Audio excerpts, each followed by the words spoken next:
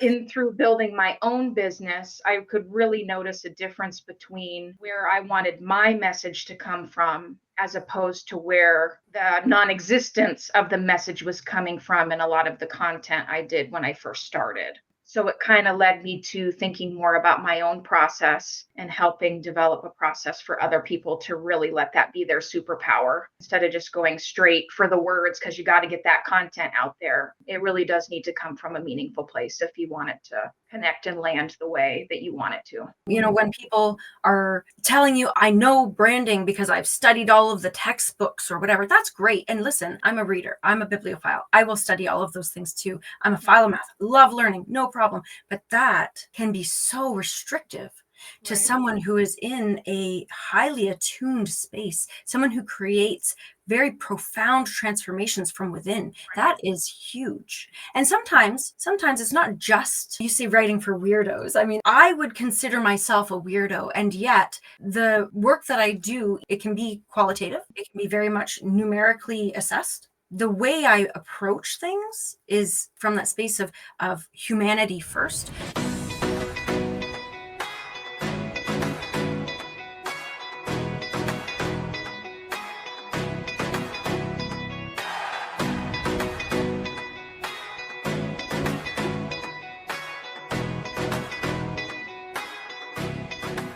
When what you're doing in business feels so comprehensive, profound, and deeply transformative, it can feel hard to put that into words.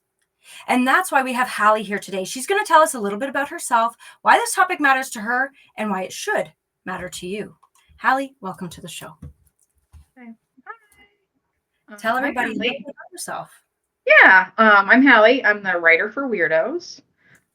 And really, at its core, it just means that if you have a mission or a vision that's really difficult to articulate, it can be hard to figure out what words embody that vision or that mission. And that's kind of what I'm here for. So we've talked a little bit before about missions and visions that come from up high or come from down below, show up without words. And so for people that don't have a knack for phrasing or power words or writing what they do in a way that is understandable or actually connects with people, I find that a lot of people who get their missions or visions from higher up or down below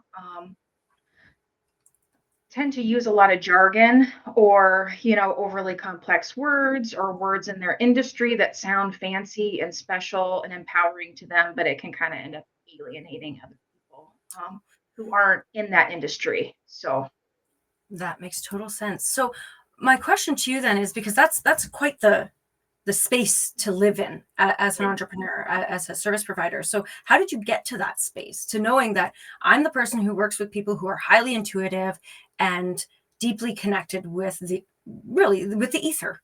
Right. So it started by not working with those people, right? So I've been a content and copywriter for like 12 years. And if you could name an industry, I've probably written for it. Including some super boring ones like fastener companies.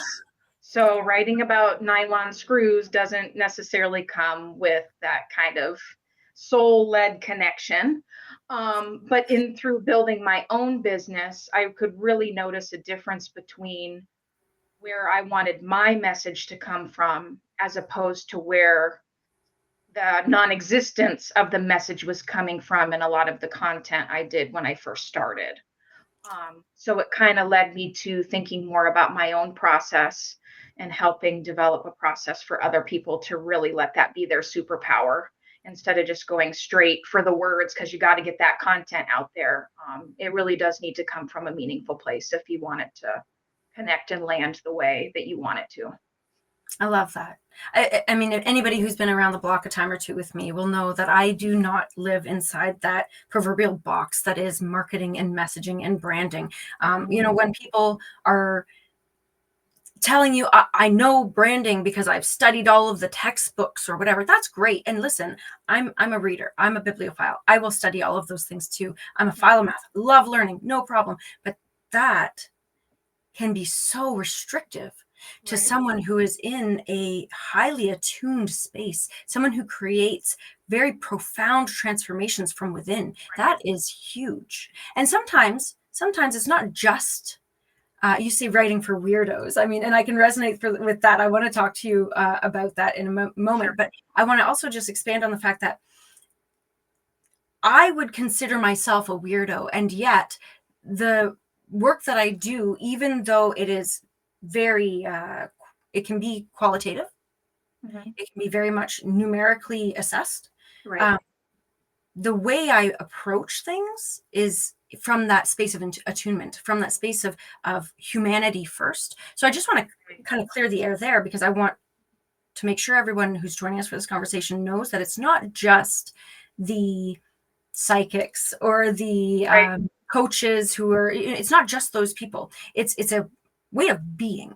Right. Could you describe that maybe better than I can? Because I mean, they're your people, right? Right. So it's kind of, maybe I can talk a little bit more about the up above and down below kind of concept to kind of pull it Yeah. together.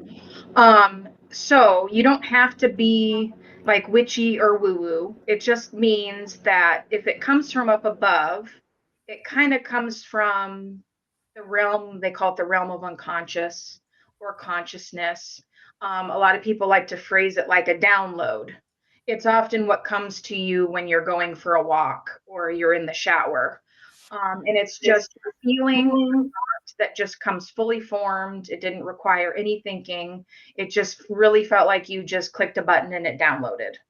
Um, from down below is more the gut feeling, the intuition. It's those little niggling feelings that we get really good, especially girls and women get really good at ignoring those little niggling intuitions and feelings. Um, but some of us have really practiced, or maybe you were born with a really strong sense of intuition and you just know what's right or what direction to go because it's kind of coming from that gut area instead of it feeling like it's coming from above. Um, and so those are the people I like to work with because those feelings from those two places are usually really difficult. They feel inside perfectly formed and exactly aligned with what you want to do and how you want to move in the world. But then as soon as you open your mouth or you sit at the computer and you're ready to type, Mm. it just doesn't sound good. And you end up feeling kind of, this is not right. And then It's you second almost guess there. that vision or mission. Yes, Right, yes. And then you just need somebody with that alignment that you have right, to be able to right, say, I hear you. I'm picking up what you're putting down. Let's right, do this. And then it's like, oh, it's all of a right. sudden it's done. It's there. And Right, you because you need, talked about being in the box. It's always helpful to get somebody outside the box who kind of can at least see the box you're in yes, to yes. kind It of makes figure out that what to do next. story. I love it. So, Right. that's great. So it's about the person, not the industry. Right. Yes, I love that absolutely. so much. So here's where the kind of next bit of this is: writer for weirdos. Yes. I totally resonate, obviously, freaking. Mhm. I know words. I'm gesturing for anybody who's not Right. actually watching. I'm gesturing to my Harry Potter Yeah. things on the walls. Uh-huh. I've got a caricature of myself. I've got books out the Right. wazoo. It's just, I do what I like to do. But I want to kind of dive into that concept of weirdo and kind of where you feel like you fit into that story, because I think that I've recently kind of discovered the fact that the more we talk about how weird we are, the less weird we're going to kind of feel, which is a Correct. double-edged sword a little bit. But I just want everybody to kind of join us in our weird Mhm. conversation here before we dive Right. into the more tactical, practical aspect of translating those downloads and gut intuitions into messaging. Right. So the way that I think about weirdo, a lot of times people who have a negative association with being a weirdo, it's because they feel like they're the only one. Hmm. But in a world as big as it is, I promise you, you're not the only one. There are other weirdos who are exactly the same and they want to find you. Okay. So the idea of the weirdo is just that you do things according to how you want to do them. And you want other people to see that and appreciate it and rally around it. because there will be other people, and so I want weirdo to be an empowering term. There's something about all of us that makes us feel a little bit of weird, but if you can really sink into that and kind of melt into that feeling and really tease apart what it is that makes you feel that way, then you'll find what really is special about you and what is needs to come through you into the world that other people can discover. And I think that last bit is key, right? Because they're looking to discover. They're looking for you. And when you're able to really let that shine, when your messaging is clear, when you're really tapped into that authentic sense of weirdo being, right, you become a magnet. They can actually discover you because they've been looking for you all along. Right. And the other thing that's nice to notice, especially in today's world with all of the AI stuff going on, right? The weirder you can be out loud and the more obviously you are not an AI bot, the more people are going to gravitate towards you. Because if you really let your weird shine and people can see it and connect with it, it can't be recreated. There's only one you. Yes. It's so true though, and I love it. Okay, so now let's get into the nuts and bolts. When we're tapping into our downloads and our intuition, when we are trying to really articulate this message, is there like a framework that you go through, or is there a certain way that you're able to really extract the what I like to call, that the sticky innards, that gooey stuff that really matters? Like, how do you bring that to the surface and then subsequently, of course, sort it out? Right. So what happens with me and what I like to work with clients is the idea of power words. So if you get a feeling or a knowing or an intuition, a lot of times our automatic reaction is to write it down in its most perfect form, exactly how it feels in your body, and then that's when you get stuck. So instead of thinking about it as an entire sentence or an entire phrase, or all of a sudden you need to redo your profile or your entire website, think about the words that are associated with how you feel. Just a single word or words that keep coming up over and over and over again every time you think about or feel what it is that you're getting from up above or down below. And that can give you a good starting point. Because a lot of times those words will kind of lead you down pathways that you're meant to go down, and you might not have noticed them if you're trying to think about the whole message to begin with. That makes so much sense, because this is where we start to overthink the structure and format of how we ought to show up. Again, shooting all over ourselves. Mm-hmm. Yes, instead, absolutely. Yeah, and I have to admit, I that's 100% stolen. I think I've said this in many episodes. I stole that from my good friend Lindsay Harl-Kadats. So I want to give credit where credit's due. She's the one who taught me about stop shooting all over yourself. And it's true though. So instead of trying to fit yourself into that little box, instead of trying to fit your message into a prescribed format or structure, Hallee's inviting us to step back and to really look at the expansive nature of what the sentiment is behind it. Right. Would it be helpful then to do some of those, I call it word vomiting on a page. What is that? Free writing. Free writing is nicer imagery. Free writing, is that something that you really encourage people to do in this context? If that's something that they're comfortable with and they enjoy doing. Because there's no point in feeling like if you aren't a writer and writing really isn't your thing, you shouldn't feel like you have to sit down and try and get it all out. But if you feel called to do that, if it feels like something that resonates with the way that you want to move forward and it feels fun, you feel energized by it, not weighed down because it's another thing that you have to try and do to figure out whatever your message is, then yes, by all means, get it all out there. However you feel the need. Some people do better through pictures. If you take pictures, you can collage, vision boards are all the rage now, where people are assembling different pictures. And images and phrases, even if it's somebody else's phrase, but it resonates with you, you can sit with that and think about what it is about that phrase or, that paragraph that really does something that makes you feel a certain way and kind of dig into that. So, if writing is the way you want to do it through free writing, go for it. But, do whatever feels right and aligned with how you need to explore. Oh, it's beautiful. I love how you've expanded this, because this is where, again, I feel like we're going back to the same sort of prescribed idea of what ought to be done. I was going to suggest afterwards, doing a voice note or talk to text. So that way you don't need to think about the words and how they're arranged. You just blah, blah, blah, blah, blah, into the whatever. I use things like ChatGPT or Google Docs, and I literally just on my phone talk to text and I let it go. Sometimes it gets kind of funny because it tries to figure out what you say. Most times it's good. But I like the idea of doing a vision board, or I thought, what if you just created a Pinterest board? Yes, you can do that. So you could literally, this is really lovely and mind-blowing. We can create a Pinterest board, send it over to Hallee, and you can help us to create a message that is in alignment with who we are, what we do, how we want to show up in the world, and potentially more importantly, how we want to transform the people around us through our services, through what we bring forth. That's amazing. Yeah. So after they send it over to you, right, I've created a Pinterest board, I've word vomited onto a page or into a voice note, whatever, I've sent it over to you. What does the process look like after that? Sure. So we start kind of with power words.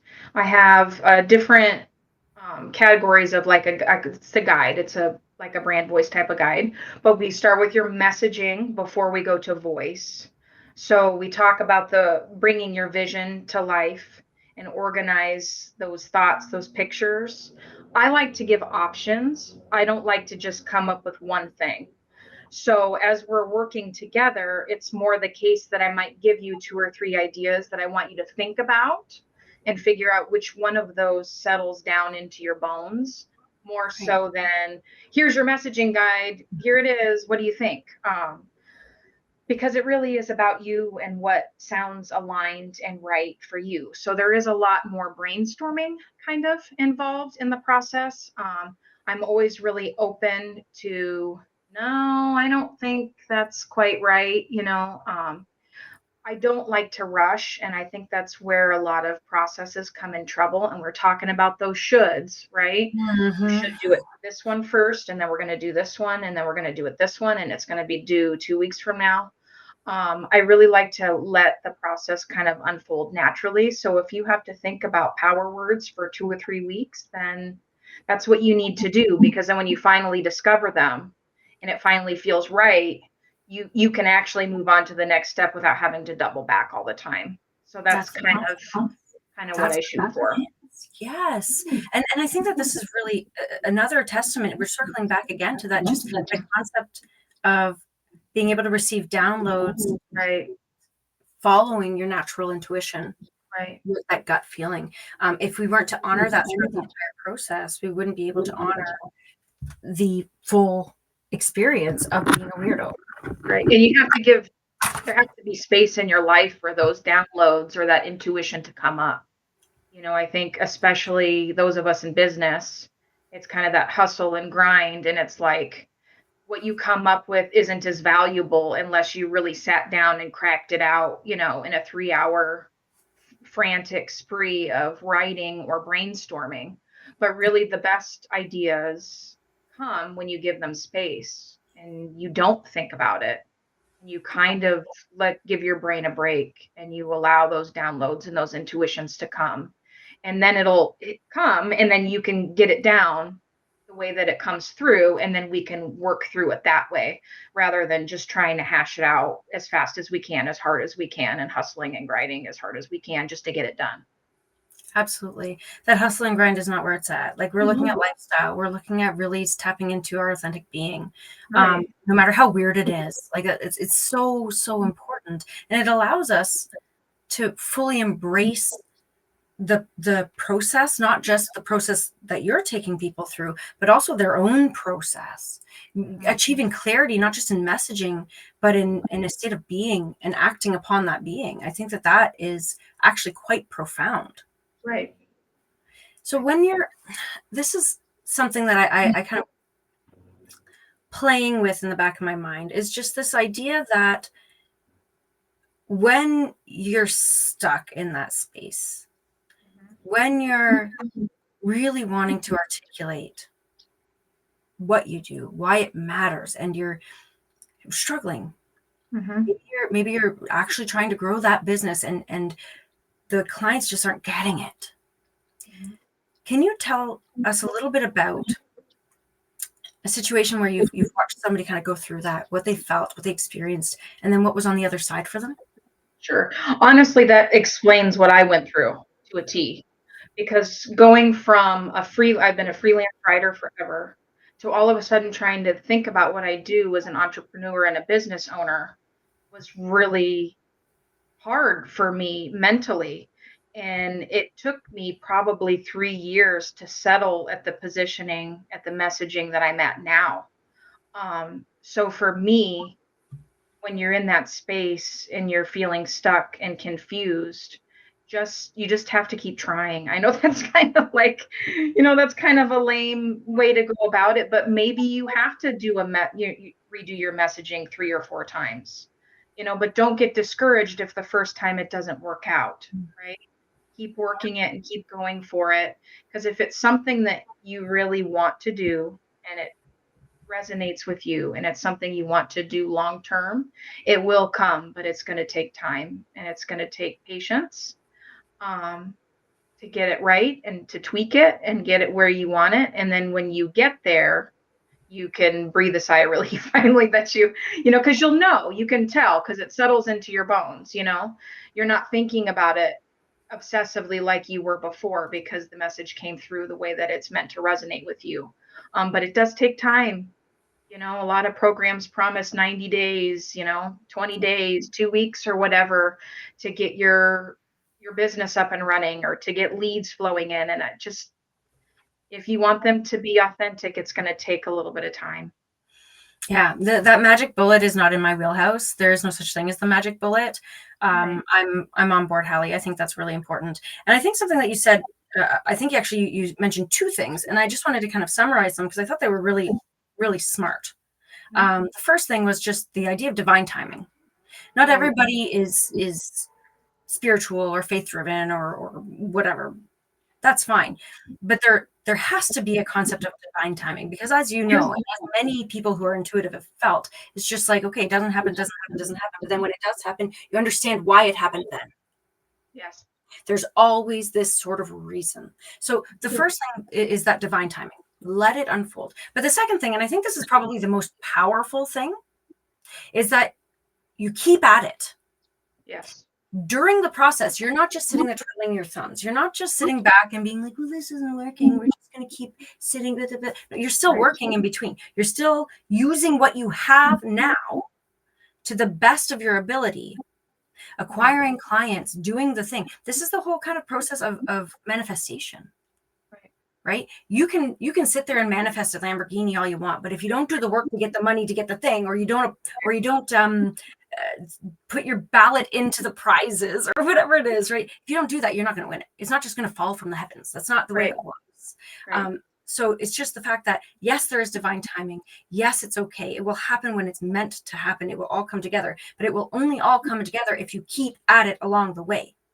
And Right. not just superficially either towards that goal, but always towards the underlying aspects of that goal as well. Right. There's Comprehend. another saying that I really like that I always think about because I tend to get kind of catatonic when it comes to doing stuff. A lot of my early business years were just not getting started because it was too overwhelming. So Yeah. I think it might be like an old Zen saying or something, but it's something to the effect of, um, God's winds are always blowing, but you have to unfurl your sail. So you have to be ready for it. And however capacity that means that you're ready for it, that you're still trying, you don't get to decide when the wind shows up, but you have to be ready when it does. Um, Love and it. that's really kept me going a lot, honestly, especially on the hard days when you just don't want to and you don't want to think about it anymore and you want it to be over. You don't want to think about your branding or your messaging because it's just making you mad. Even just showing up for 10 minutes one day doing something will help. It makes all the world. It doesn't even need to be 10 minutes. This is the Right. beauty of it, right? Like it's the small like I've got Atomic Habits in the back here. I've read and participated in BJ Fogg's tiny habits. So there's atomic habits, there's tiny habits. There's all this psychological reasoning why every little tiny thing matters. All of those little decisions, they don't even have to be actions. Keep in mind, right? They don't even have to be actions. The little decisions and realizations that happen behind the scenes, they matter. Don't discount them, celebrate them, and keep moving forward. I always refer back to Anna from Frozen 2 when she says, take the next right thing. Yeah. Right? Yeah. When it all feels like it's coming apart, just do the next right thing. Yeah, absolutely. Totally agree. 1,000%. I feel like we could probably dive deeper into this and have an entire philosophical conversation about what it means to be intuitive, a weirdo, and really manifesting our dreams through that and creating the community that not just we deserve, but that the community that already exists needs to come together. We could be that catalyst. And that's so exciting. But we don't have all day. So instead, what I want to invite you to do is tell people, what can they do next? If they're not quite there yet, they have that burning feeling within themselves that they're like, I need to make this happen. I just don't really know how. How do I put the words together? How do I take those next steps? Creating those power words. Maybe they're ready to reach out to you. Maybe they're not. But regardless, I feel like giving people a good next step would be the cherry on top to our conversation here. So I'm going to give you a moment to think about what that next step might be, because I feel like after all of the gold that you've given us today, it might be hard to kind of come up with it. But in the meantime, I want to remind everybody here that these conversations happen every single week, and you are more than welcome to join. In fact, you're encouraged to join us. So hit the subscribe button so you can hear, hey, this person's talking this week. Hello. Next week, it's that person. And you go, yeah, absolutely, I'm going to be here. And then leave a message, right? Shoot me a message. Hallee's going to be here too. She sees a message coming through. She's going to tell you her 2 cents. You'll get the value just by participating, because this is not a closed door conversation. This is a conversation to open up the doors to more conversations. So please join us next time. Subscribe, send it to your friends. And with that, I'm going to step off my soapbox and let Hallee tell you, what the hell do you need to do next? Okay. So for those people who are really feeling stuck and you're really having a hard time figuring out how you're going to explain your vision or your mission, I encourage you to think about what your business is trying to be through you, rather than trying to make your business about you. Because for a lot of entrepreneurs, you think that your business has to be you, and it has to be this perfect reflection of who you are and what you think and how you feel. And that can leave you feeling stuck, because, and Shauna and I have talked about this before, there's no such perfect solution to that.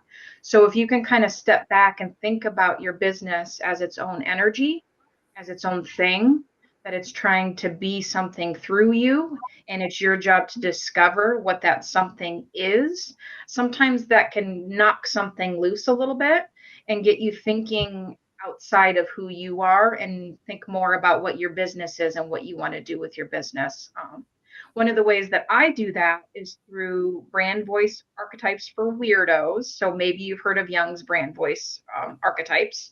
I find that those kind of fall flat a little bit for those of us who do things a little bit differently.